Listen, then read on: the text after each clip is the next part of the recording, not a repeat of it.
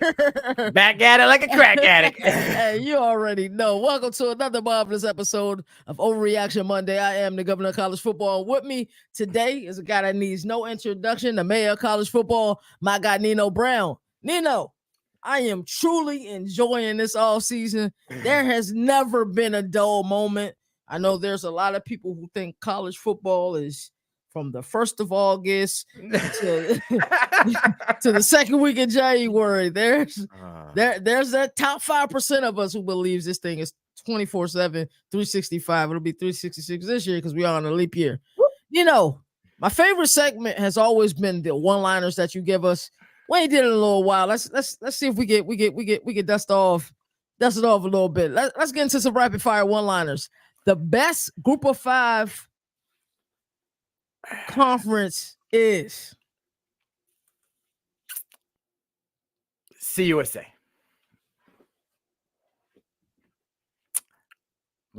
Because of Liberty, right?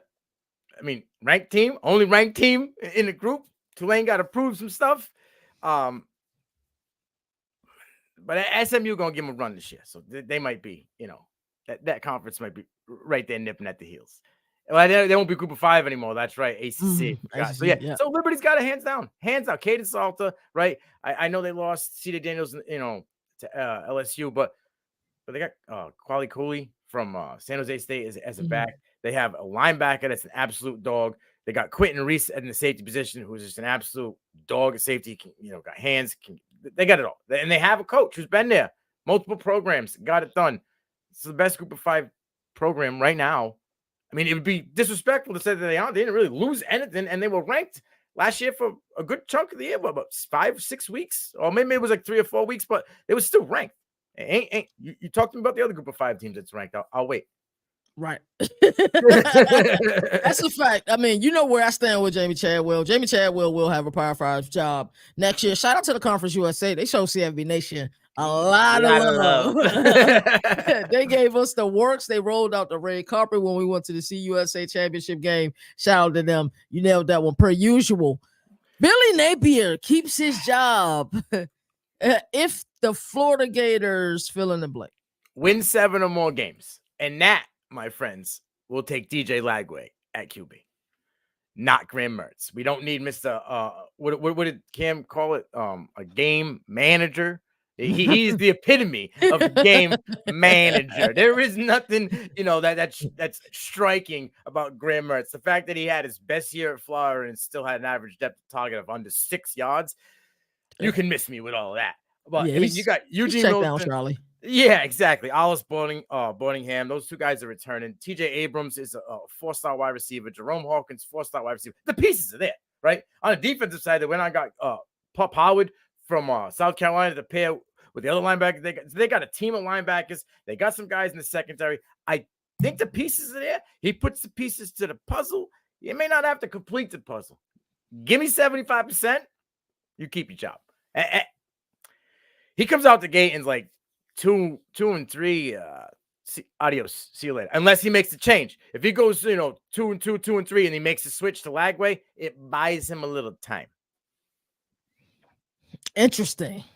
I'm telling you, with that schedule they got coming up, he won 7 games this year. He should be in Coach of the Year considerations. Well, you got to think over under what, 5.5?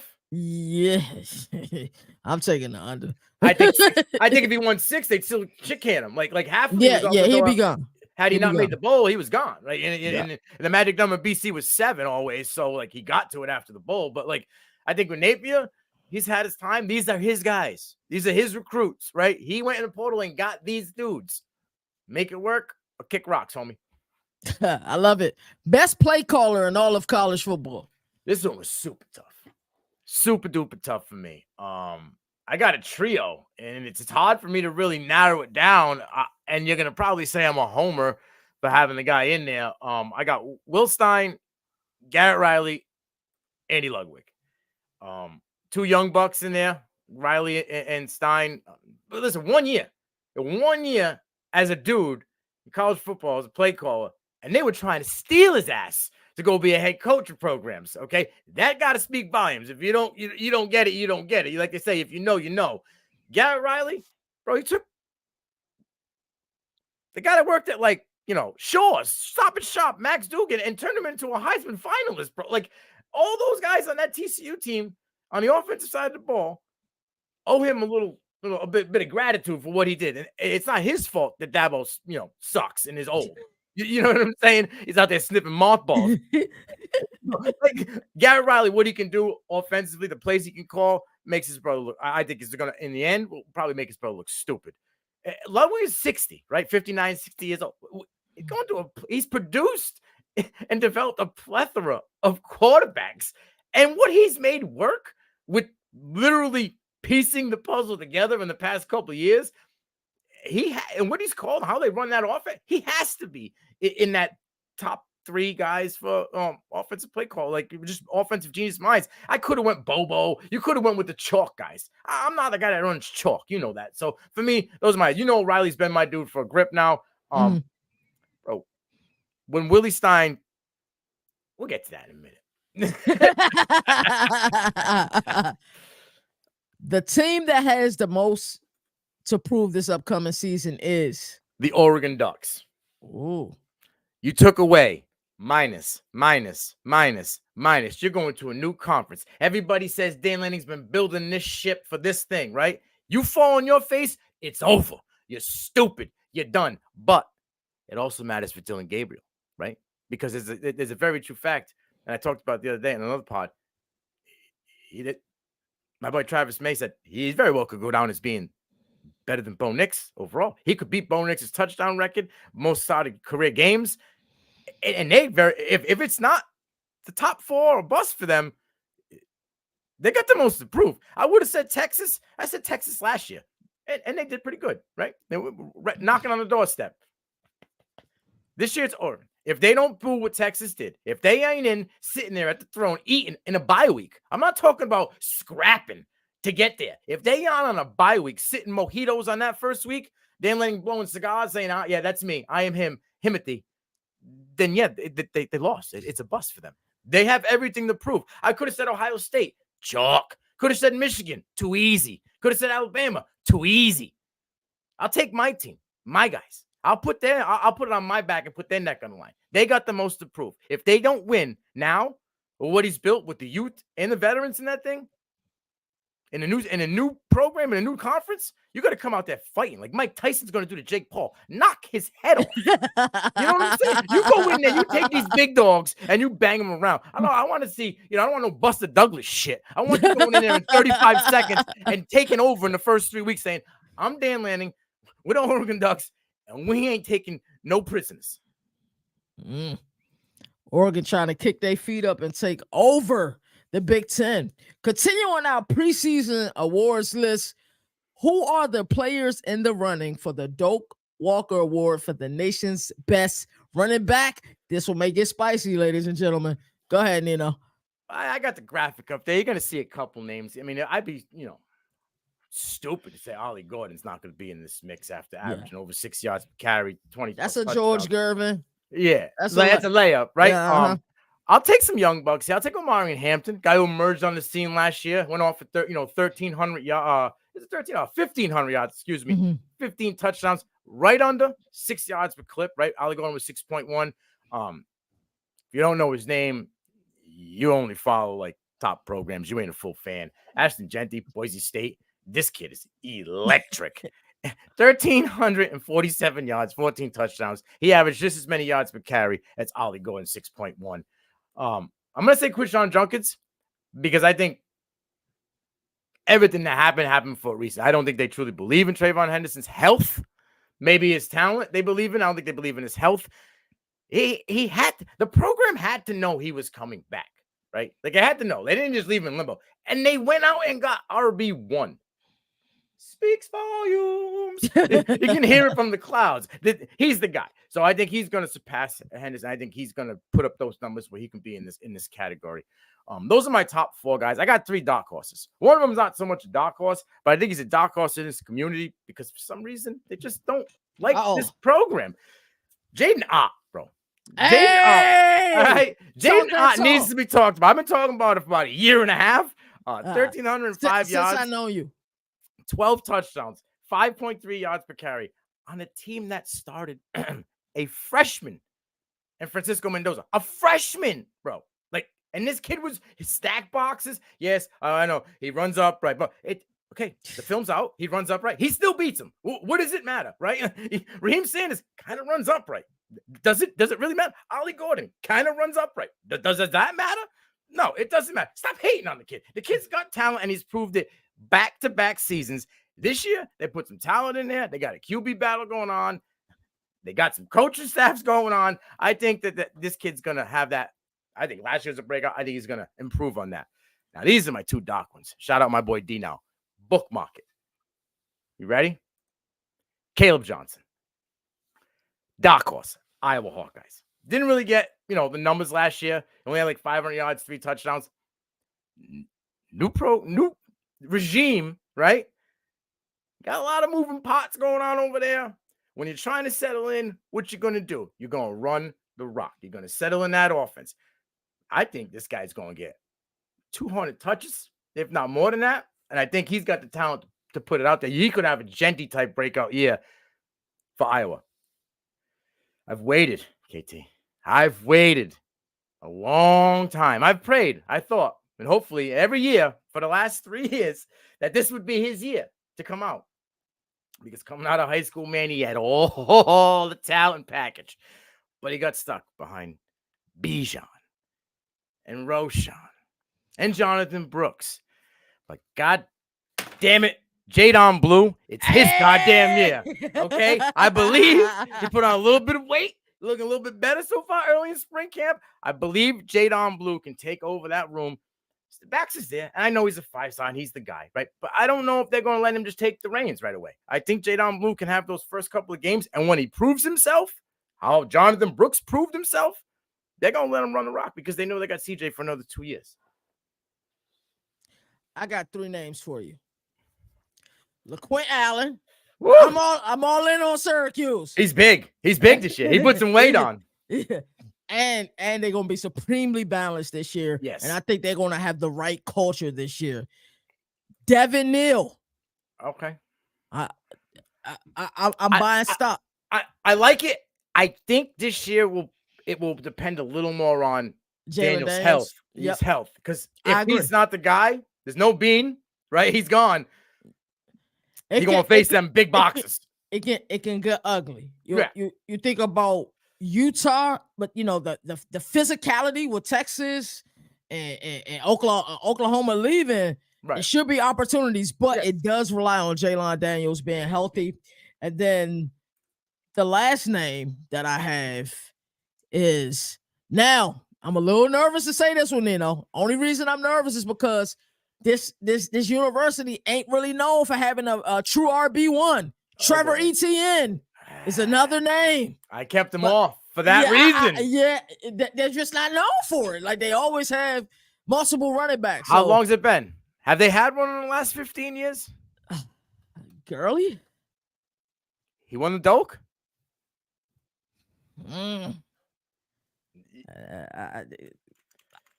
It's that's a daggone good question. That's a daggone good question. I'm trying to try to pull it up to see, but I don't know. It's been a while. It has been a very long time. Because did Melvin Gordon win it that year? So, Georgia. I'll keep looking on this list. Garrison Hurst, bro. What's the last one? 1992. I love ETN. Unless they're gonna give him just say, here's the keys to the Porsche, my man. Go Buck. I'm with you. I just don't know that they will. Right. There's a lot of people back. You got Branson, you got Roderick, right? Paul. There's a lot of dudes in that backfield. It's a lot of people. He's running his mouth too, talking about losing program at Florida. He come to be the RB1 and win a natty. Bro, you put that pressure on yourself. You better live up to that hype. Yeah. Hey, the world largest cocktail party will surely be interesting this year. They gonna have a bounty. They gonna take it back. They gonna take it back to the Greg Williams day. Oh They gonna have a bounty on him. Those words will not be missed at all. All right, let's get into another conversation. That was a dope walk. I enjoyed doing these preseason kind of finalists, like hype lists. I didn't put him on there because a lot of Who- people are who you out got? on him. Who you got? But with a redshirt freshman mobile QB, and he's already lost 15 pounds. Don't rule out Rocket Sanders. Yeah. South Carolina, they're gonna have a mobile redshirt freshman sellers, a QB, right? They lost some pieces at the Juice Wells is gone. Mm-hmm. They're bringing in some speedy guys, which is spread the offense for him, would help the QB. But I think he's going to get 200, 225 touches. If we can get 2 years ago's Sanders, you don't know what could happen. Things could certainly be interesting, and he certainly got the chip on his shoulder. He want to remind some people who he is. Let's talk some spring ball, Nino. The Michigan Wolverines are looking to fill huge shoes at quarterback with J.J. McCarthy heading to the NFL. Nino, the intel that you get is out of this world. Some of the things that you text us in a group chat or you'll hit me up. I'm like, yo, how does he know this? Like who does Nino really work for? We have Alex Orgy. We got Jack Tuttle as Van Wilder. Bro been in college for a very long time. Jaden Denegal and incoming freshman Jaden Davis. 7 years. This is year 7. Just say had to apply for a waiver to go be a third stringer. Just saying. And who will lead the Wolverines this fall at QB in Ann Arbor, man? Oh man, I've had this conversation with Andy, who does Welcome to the Big House for us. Shout out Andy. Phenomenal show. Yeah, if you ain't watching that, you sleeping, man. My man's cooking at like 100. 200 views every episode. People are locked in for him. I've gone back and forth with them, and I tagged them. I'm like, what is this Denegal crap that I'm reading in these clickbait sites is saying that he's gonna be the one. I mean, this guy's got 50 yards in 2 years passing. He ain't got much more than Orgy. Orgy's got 5. You know what I mean?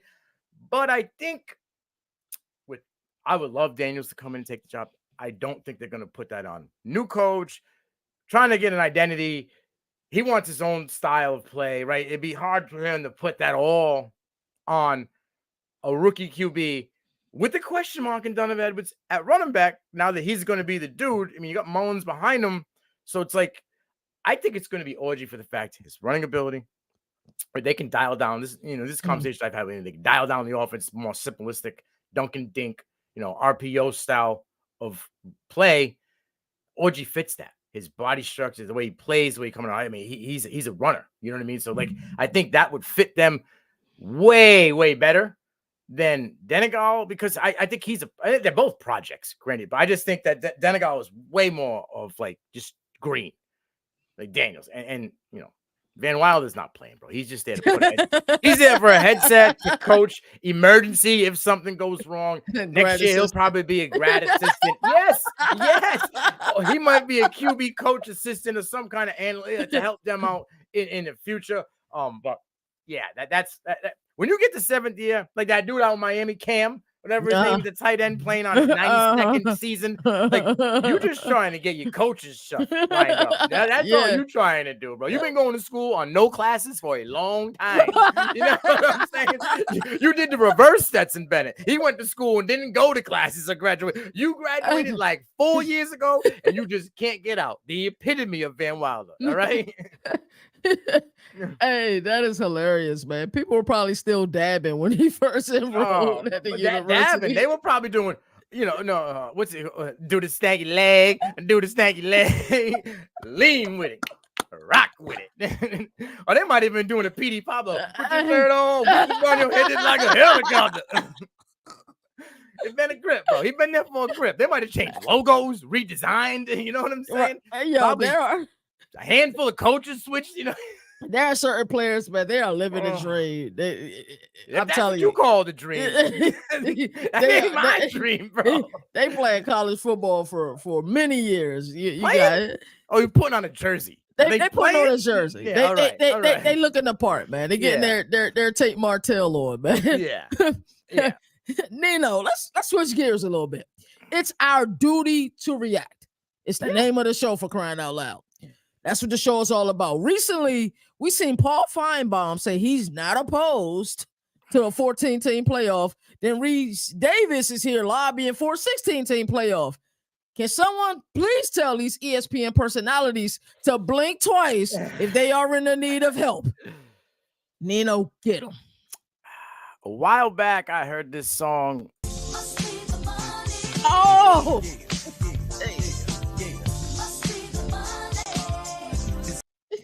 That is what this is all about. I've been saying it for a minute. I've been telling my man right here for a minute. It's a money grab. The 14 and 16 is straight up. It's a backup plan. I don't get no heat. If 2 G5 schools go undefeated or in the top 25, I don't have to worry because we got extra slots. That's all this shit is. Reese, bro, please take the chip out of the back of your brain, bro. You have been doing too much college football NCAA gaming. Right. That's just what you sound like, bro. Come on. The bag. You don't need no more bags. You got bags on bags. Louis, now they're just throwing you like Kate Spade bags. You just trying to take those and shit. Like, you know what I'm saying? Like, come on, homie. It's just no. Tenenbaum, you about 2 years away from being in a padded room, bro. Like, yeah, I can't. I'm waiting for the Exorcist shit to come out of you. Your head's gonna spin around. You're gonna spew out some nonsense. Be the regurgitated Nick Saban shit. Like, come on. Like, you belong in that segment I said a long time ago about No Country for Old Men. Somebody open the door, kick his ass out, and let it split him with a good Lord split him. He needs to go, bro. I'm tired of hearing his stupid clickbait, hot take shit. That's all he is now. He is the epitome of a robot, like social media dude. None of his shit is good anymore. Him and Kerr, and I'll give him a pass because of his dog, but him and Kerr Herbstreit they can both go in the same box. You can send them out somewhere too. You know what I'm saying? It must be hard keeping your job with that company. I understand they do layoffs all the time, but I think the thing that hurts is one, I respect Reese Davis. I respect Paul Feinbaum. Now, I don't agree with a majority of his takes. I think a lot of his takes are unique, but at the same time, y'all are respected people in this space, and y'all know that the regular season matters. The more and more teams we add, y'all going to take away from the lore of the regular season, and that's what I do not want. I told you. It was what? A week ago? So it's 311 right now. Yeah. Shout out 311, a band, great band, by the way. So it was like what? It was 3-4. 3-4. And I said to you, what? This is the plan to go to the super conference. And it won't be watered down when there's only 3 conferences, right? It won't be. Now it will look watered down, right? Yeah. But it won't be watered down when you got 48 teams amongst 3 divisions. And that's all. Now you're battling it all out. Then it's not as bad, right? But when you split it up into 10 here, 16 there, 2 here, 7 there, it don't work. You know what I'm saying? Then it looks kind of shitty. All this, you spread, just like when you got that last scoop, of jelly and you're trying to put it on the bread, instead of just making the sandwich smaller and enjoying all the taste, you barely getting a little bit of that jam. Right. You know what I'm saying? That's it. That's all. I don't know. Like, MLB, there's 162 games. I could probably watch 5 of them and keep up with the regular season. It don't matter. NBA, 82 games. You can lose 39 of them and still have a chance to make the playoffs. NFL is a little bit closer to what we have, but you can still lose a few games. Like, you have to be damn near perfect in college football, and sometimes that isn't enough, as we've seen with Florida State this past season. You know what I'm saying? So, like, the regular season matters. Yo, hey, first of all, you said MLB. Yeah. Because I grew up watching baseball and everything that changed. I threw it out the window. But you can go 3 for 10 and be glorified. Right. I was a quarterback and went 3 for 10. Bench, bro. No. You know what I'm saying? Right. Come on. It's bad. It's as bad. If I was a coach and I won 3 out of 10 games, I'm fired. That's it. That's all. Sad. Just don't take away from the lore, man. Nino, that's been a fun episode, man. I enjoy this every Monday. I look forward to these Mondays because I can just talk ball with my guy, man. I really look forward to it, man. You know Go what's ahead. funny? About a year and a half ago, I remember you'll remember this when I say it. I was told I was a fake podcaster. You remember that? I was told. Was I told the titles?